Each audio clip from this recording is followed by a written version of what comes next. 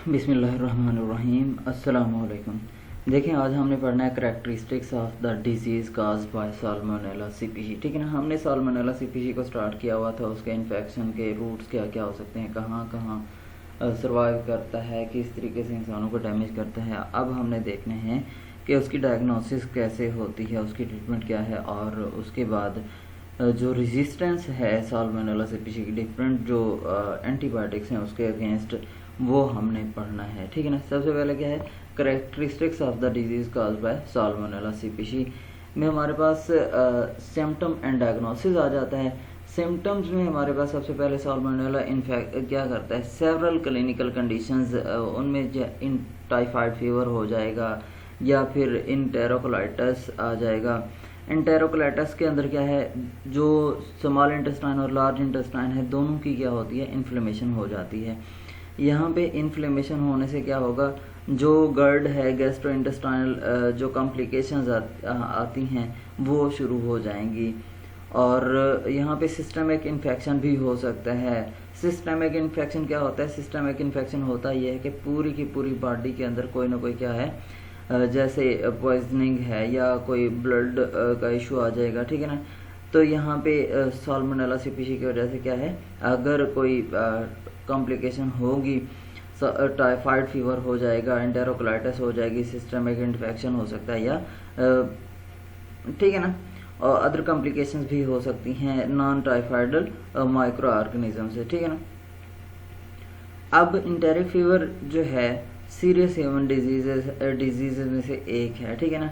अब ये जो टाइफाइड फीवर है, टाइफाइड फीवर के अंदर डेथ के चांसेस भी काफ़ी हद तक होते हैं। और जो टाइफाइड फीवर है ये सीरियस ह्यूमन डिजीज़ है। इसको टाइफाइड और पैराटाइफाइड स्ट्रेन्स के साथ एसोसिएट किया गया है, जो कि होस्ट सेल के अंदर, टिश्यू के अंदर बहुत अच्छे तरीके से क्या करती हैं, सर्वाइव करने के हवाले से जानी जाती हैं। क्लिनिकल जो मैनिफेस्टेशंस हैं एंटेरिक फीवर की, वो 7 to 28 डेज से क्या है, जो इसका इनक्यूबेशन पीरियड होता है उसके बाद सिम्टम जाहिर होती हैं 7 to 28 डेज। यहाँ पे अगर हमने इसी दौरान सिम्टम्स आई हैं तो ब्लड टेस्ट से भी पता चल सकता है। अगर यहाँ पे क्या है, ज़्यादा अरसा हो गया है तो फिर स्टूल एंटीजन टेस्ट किया जाता है। इसके अलावा जो है प्रोलॉन्ग्ड एंड स्पाइकिंग फीवर हो सकता है। ठीक है ना। डायरिया है, इसकी जो सिम्टम्स में से डायरिया है। ठीक है ना। प्रोलॉन्ग्ड एंड स्पाइकिंग फीवर हो सकता है, लंबे अरसे तक बुखार रहना, या फिर क्या है, जो बुखार है वो दिन के टाइम टेम्परेचर और है, शाम के टाइम टेम्परेचर और है, या फिर क्या होगा, एब्डोमिनल पेन होगा, सर में दर्द होगा। ठीक है ना। या फिर क्या है, प्रोस्ट्रेशन के एक्सट्रीमली वीक होना शुरू हो जाएगा बंदा। प्रोस्ट्रेशन क्या है, एक ऐसी स्टेट है जिसमें इंसान क्या है, बहुत कमज़ोर होता चला जाता है। ये क्या है, सिम्टम्स हैं एंटेरिक फीवर की। क्या क्या सिम्टम है एंटेरिक फीवर की, सबसे पहले डायरिया, या फिर क्या होगा, स्पाइकिंग फीवर शुरू हो जाएगा। स्पाइकिंग फीवर मैंने अभी बताया है कि क्या है, दिन में टेम्परेचर कुछ और होगा और शाम को कुछ और होगा, एब्डोमिनल पेन होगा, हेडेक होगा, या फिर मुसलसल कमज़ोर होता चला जाएगा इंसान। और ये अलामात 7 से 28 दिन के बाद ज़ाहिर होती हैं। इनक्यूबेशन पीरियड है ये साल्मोनेला टाइफी का। उसके बाद जो डायग्नोसिस है वो इन्फेक्टिव एजेंट का ब्लड से आइसोलेशन की जा सकती है, या फिर क्या है, जो स्टूल एंटीजन टेस्ट किया जाता है उससे इसका पता चल जा सकता है कि साल्मोनेला का अटैक है या किसी और माइक्रो ऑर्गेनिज्म की वजह से कॉम्प्लिकेशन आ रही हैं। ट्रीटमेंट में अगर हम देखें तो ट्रीटमेंट एंटेरिक फीवर की सपोर्टिव थेरापी में हमारे पास जो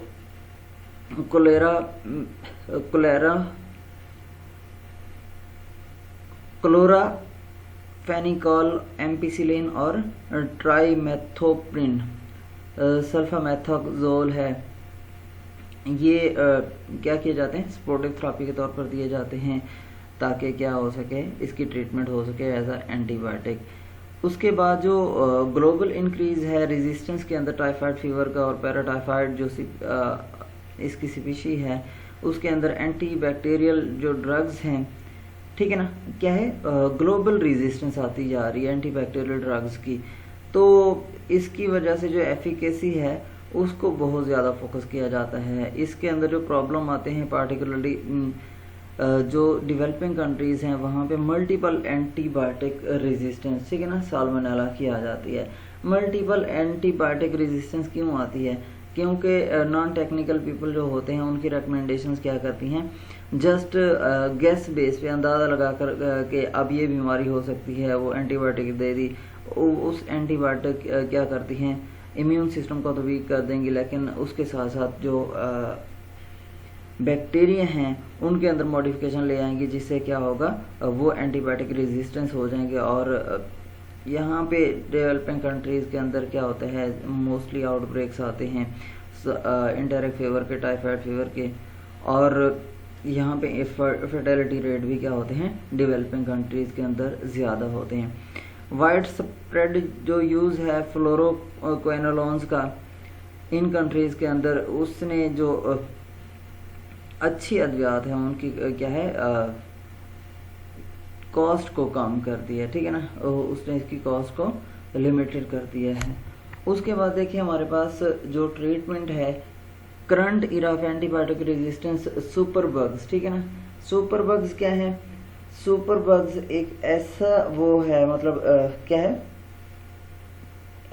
स्ट्रेन्स ऑफ वायरसेस, बैक्टीरिया या फंजाई हैं जो मल्टीपल एंटीबायोटिक्स के अगेंस्ट रेजिस्टेंस होती हैं, एंटीवायरल या एंटीबायोटिक, एंटीफंगल जो भी क्या होगी डोज होगी, जो भी हमारे पास मेडिसिन होगी उसके अगेंस्ट क्या होते हैं, रेजिस्टेंस होते हैं।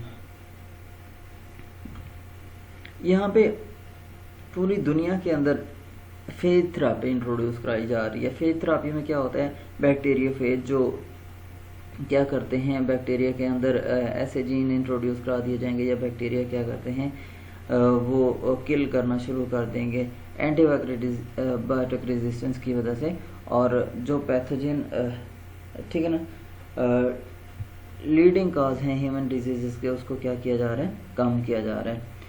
जो बैक्टीरियोफेजेस का पोटेंशियल है ह्यूमन डिजीज ट्रीट करने के अगेंस्ट, वो सबसे पहले फ्लेक्स डी हर्ली ने 1990 में डिस्कवर किया।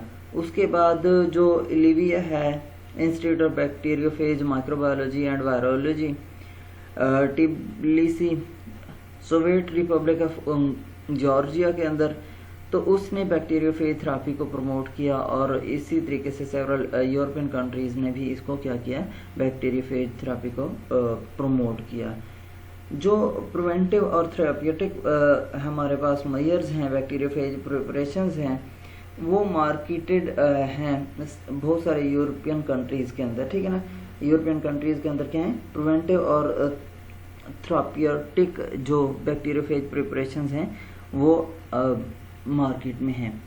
जो 2006 में यूएसडीए यूनाइटेड स्टेट एफडीए, ठीक है ना, फूड एंड ड्रग एडमिनिस्ट्रेशन जो है, उसने बैक्टीरियोफेज मिक्सचर को अप्रूव किया, जो मार्केट की गई थी इंट्रालेटिक्स ठीक है ना लिस्टीरिया मोनोसाइटोजिन के कंट्रोल के लिए, जो कि डेली मीट्स कहते हैं, जो हमारा लंच होता है, ठीक है ना, लंच मीट्स को डेली मीट्स कहते हैं, उनके अंदर लिस्टीरिया मोनोसाइटोजिन्स का प्रॉब्लम आ रहा था, उनको कंट्रोल करने के लिए क्या है, बैक्टीरियोफेज को अप्रूव किया 2006 के अंदर। और इसी तरीके से दूसरी जो रेडी टू ईट फूड थी उनके अंदर भी क्या किया, बैक्टीरियोफेज के जो मिक्सचर था उसको इंट्रोड्यूस कराया और उसको अप्रूव किया। उसके बाद आ जाता है एंटीबायोटिक रेजिस्टेंस। एंटीबायोटिक रेजिस्टेंस पूरी दुनिया के एक बहुत बड़ा प्रॉब्लम होता है। जितने भी माइक्रो ऑर्गेनिजम्स होते हैं वो एक ख़ास ड्यूरेशन के बाद अपने अंदर क्या कर लेते हैं, मॉडिफिकेशंस ले आते हैं। जब उन्हें बार बार क्या किया जा रहा होता है, किल किया जा रहा होगा, बार बार उन्हें ख़त्म किया जा रहा होगा, तो उनके अंदर मैकेनिज्म डेवलप हो जाते हैं अपने आप को सर्वाइव करने के लिए। ये सर्वाइवल उनके लिए ज़्यादा अच्छा भी हो सकता है और बुरा भी हो सकता है। इंसानों के लिए भी अच्छा भी हो सकता है और बुरा भी हो सकता है। जैसे आजकल क्या है, नेचुरल जेनेटिक मॉडिफिकेशन से जो हमारे पास कोविड-19 है ये इंट्रोड्यूस हुआ जेनेटिक मॉडिफिकेशन से, तो फैटेलिटीज़ यहाँ पे बढ़ गई, ठीक है ना। जो भी रेजिस्टेंस आती है, कोई जेनेटिक चेंज आएगी तो वो मोर फैटल भी हो सकती है और बेनिफिशियल भी हो सकती है। एंटीबायोटिक रेजिस्टेंस जो साल्मोनेला सीपीसी के अंदर थी वो रिपोर्ट की गई अर्ली 1960s में, और उसके बाद जो सिंगल एंटीबायोटिक रेजिस्टेंस थी वो बहुत ज़्यादा क्या किया गई, रिपोर्ट की गई। ताहम 1970s के अंदर 1970s के मिड में मल्टीपल ड्रग रेजिस्टेंस जो साल्मोनेला सीपीसी की थी वो भी क्या हुई, इमर्ज हुई, और यहाँ पे बहुत सारी जो एंटीबायोटिक्स थी उन्होंने काम करना छोड़ दिया।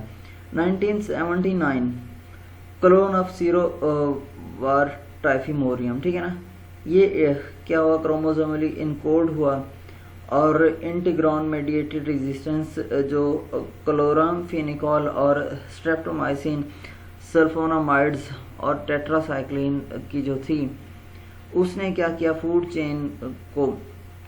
फूड चेन में काव से इंसानों के अंदर, ठीक है ना। अब यहाँ पे ये क्या कर रहे थे, क्लोन ऑफ सीरो वार टाइफिमोरियम।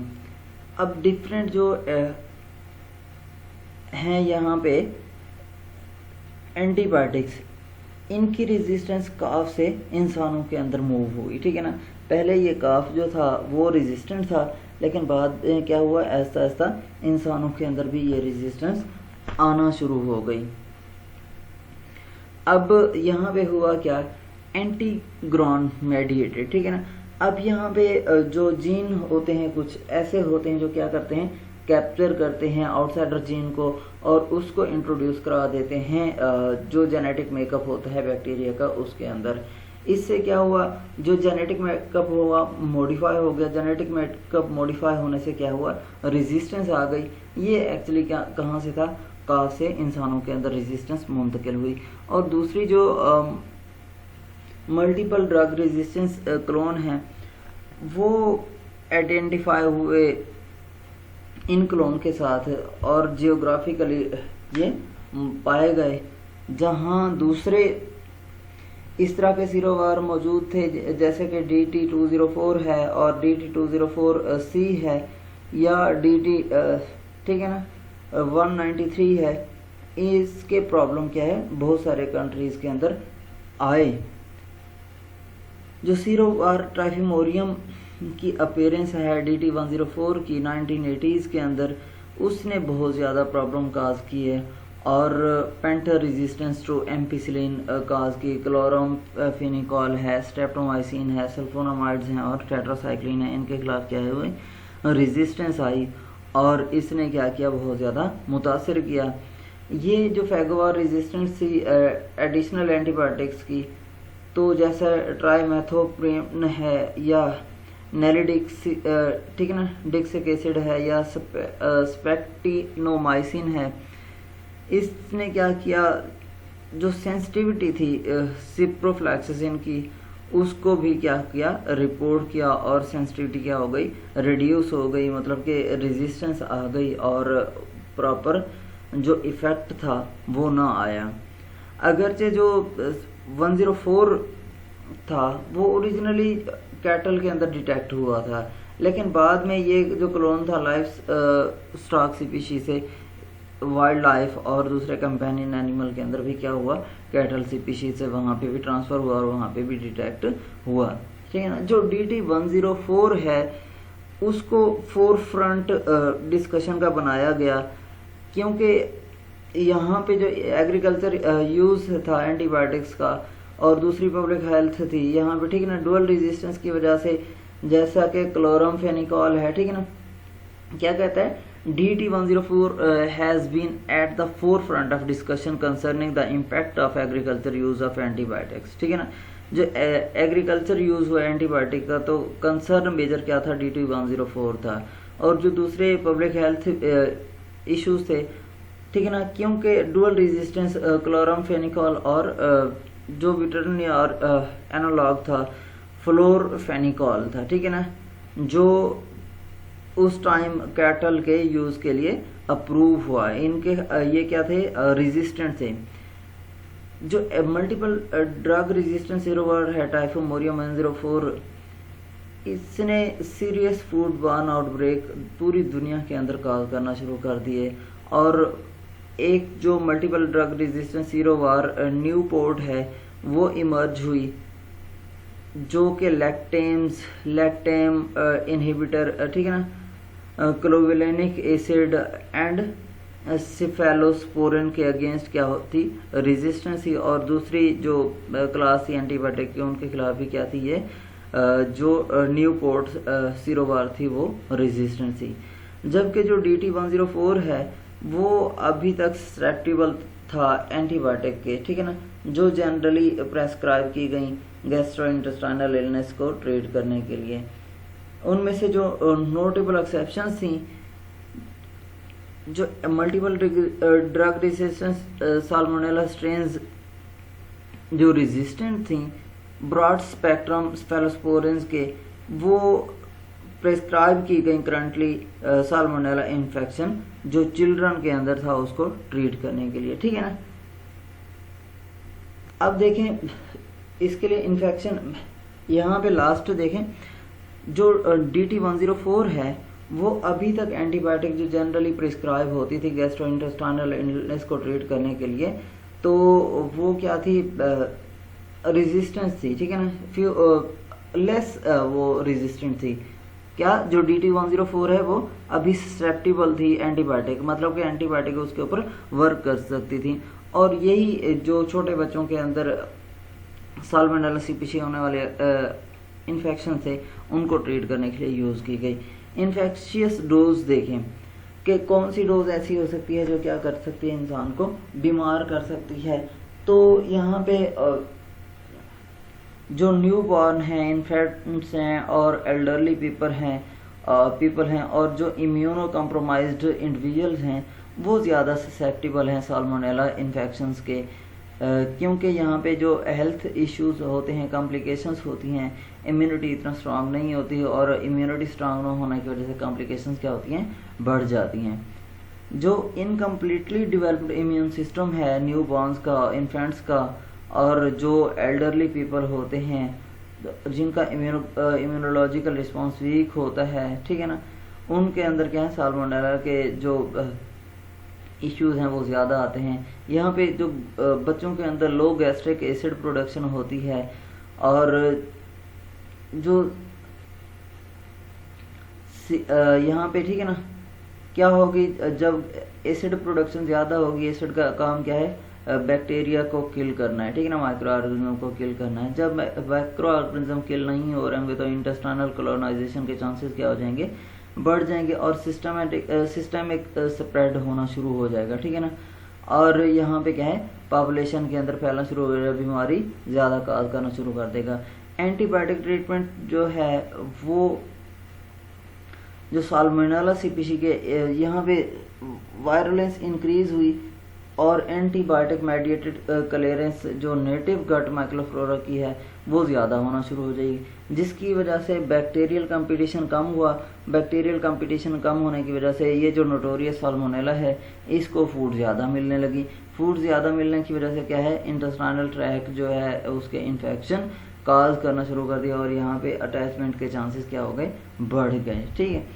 अब उसके बाद देखें जो डिटेल्ड इन्फेक्शन है, इन्वेस्टिगेशन है फूड बॉर्न आउटब्रेक्स की, उसने ये शो किया कि अगर फ्यू जो हैं साल्मोनेला सेल्स हैं वो भी क्या किए जाएं, ईट किए जाएं या उनको इंजेक्ट किया जाए, ठीक है ना, या फूड के अंदर मौजूद होंगे तो वो क्या कर सकते हैं, इन्फेक्शन काज कर सकते हैं, साल्मोनेला टाइफी, ठीक है ना, क्या है जो टाइफाइड फीवर काज कर सकता है, एंटेरिक फीवर काज कर सकता है।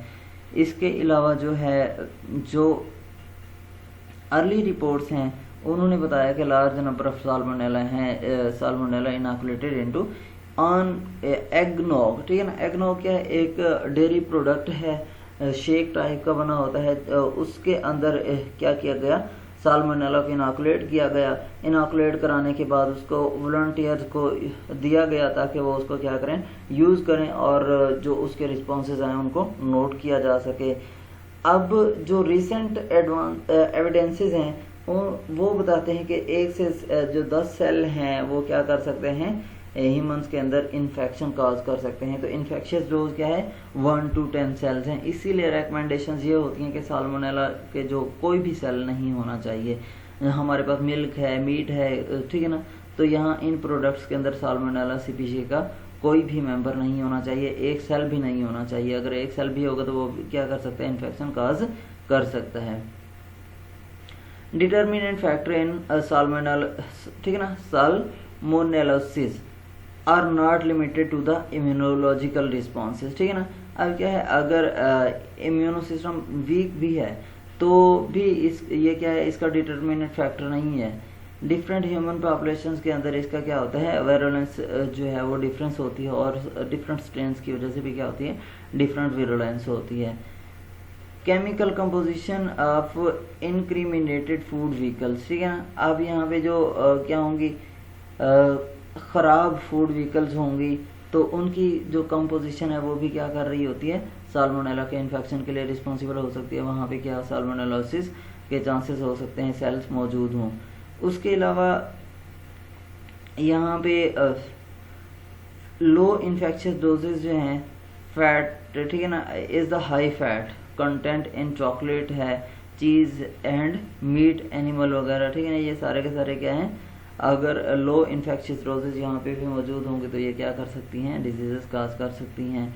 उसके अलावा जो सगेशंस हैं ये हैं कि जो साल्मोनेला है उसको हाइड्रोफोबिक कोर के अंदर इंट्रैप किया जाए ताकि उसकी जो प्रोटेक्शन है बैक्टीरियासाइडल एक्शन गैस्ट्रिक एसिडिटी का, वो क्या है, suggested that entrapment of salmonella with in hydro, ठीक है ना, ये क्या कर लेते हैं, अपने आप को हाइड्रोफिलिक लिपिड माइसेल के अंदर क्या कर लेगा,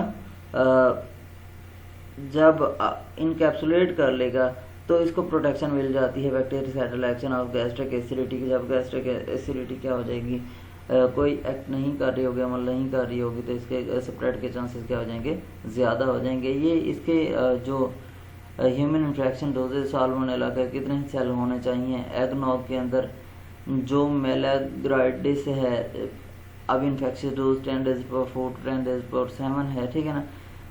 इसी तरीके से डिफरेंट जो चॉकलेट है ईस्टरबॉर्न डिजीज़ का, ठीक है ना, सीरोवार है 10 days/2, तो डिफरेंट सीरोवार क्या है, डिफरेंट जो सेल्स हैं वहाँ पे क्या कर सकते हैं, इन्फेक्शियस डोजेज हैं और बीमारी काज कर सकते हैं। उसके बाद जो कंपेलिंग एविडेंस है, injection of few salmonella cell can develop into a variety of clinical conditions and deteriorate into septicemia, ठीक है ना। सेप्टिसीमिया क्या होता है, ब्लड पॉइजनिंग है। यहाँ पे कोई बैक्टीरिया क्या कर रहे होंगे, पॉइजनिंग मटेरियल या कोई पॉइजनस सब्सटेंसेस क्या कर रहे होंगे, सेक्रेट कर रहे होंगे, तो वो क्या करेगा, ब्लड के अंदर क्लॉटिंग कर सकता है या हेमोरेजिक कंडीशंस को क्रिएट कर सकता है। वैरायटी ऑफ क्लिनिकल कंडीशंस भी आ सकती हैं और डेटीरियोरेटिव जो सेप्टिसीमिया है वो भी हो सकता है, जिसकी वजह से डेथ भी हो सकती है। अब जो फूड प्रोड्यूसर हैं, प्रोसेसर हैं और डिस्ट्रीब्यूटर हैं, उन्हें क्या करना चाहिए, लो लेवल ऑफ साल्मोनेला को रिकॉग्नाइज करना चाहिए और फिनिश प्रोडक्ट के अंदर बिल्कुल ये रिकमेंडेशंस हैं कि डिस्ट्रीब्यूटर को, प्रोड्यूसर को और जो हमारे पास प्रोसेसर है उसको डायग्नोज करना चाहिए साल्मोनेला, और फूड के अंदर वो बिल्कुल भी नहीं होने चाहिए ताकि जो पब्लिक हेल्थ का इम्प्लीकेशंस हैं उनसे बचा जा सके और जो कॉन्सिक्वेंसेस हैं उनको भी इम्प्रूव किया जा सके। यहाँ तक आप लोगों को कोई सवाल हो तो आप पूछ सकते हैं।